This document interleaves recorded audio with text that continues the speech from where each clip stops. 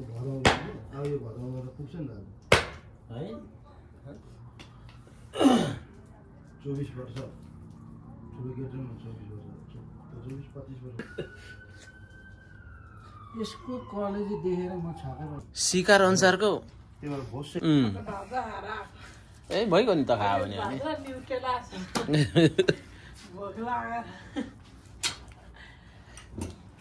त्यो